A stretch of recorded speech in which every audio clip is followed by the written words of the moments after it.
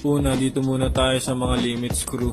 Ang H screw, siya yung limiter sa may pinakamaliit na sprocket. L screw, siya naman yung limiter ng pinakamalaking sprocket. Unahin natin dito sa may H screw, sa may pinakamaliit na sprocket. Ang gagawin mo, higpitan mo clockwise ang H screw. Itodo mo hanggang sa hindi na umiikot.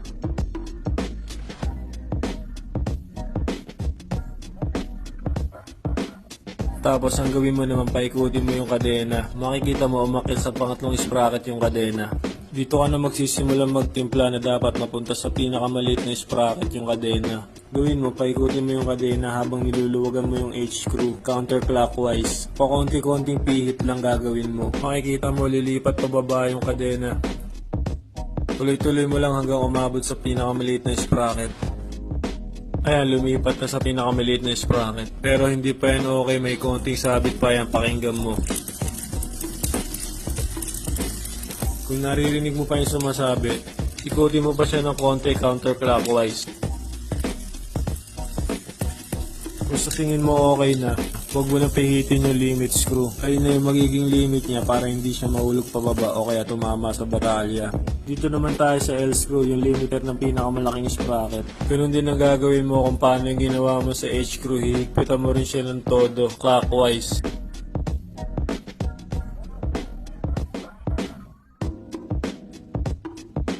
Tapos paikutin mo naman yung kadena, makikita mo lumipat naman pababa yung kadena. Dito na magsisimula ulit yung pagtitimpla mo ng L screw. Pihitin mo counterclockwise pa konti-konti lang hanggang sa lumipat na yung kadena sa pinakamalaking sprocket. Pag nakalipat na, okay na yun, tigilan mo na ang pagpihit. Ayan, tapos na tayo sa mga limiter screw. Dito naman tayo sa pagtotodo ng RD. Una, luwagan mo muna yung shifter cable. Baklasin mo sa pagkakabit ng RD. Tapos ikutin mo clockwise yung barrel adjuster hanggang sa hindi na ito umiikot. Tapos adjust mo muna yung shifter sa pinakamaliit na sprocket. Sunod naman hatakay mo yung shifter cable. Tapos higpitan mo na yung lock.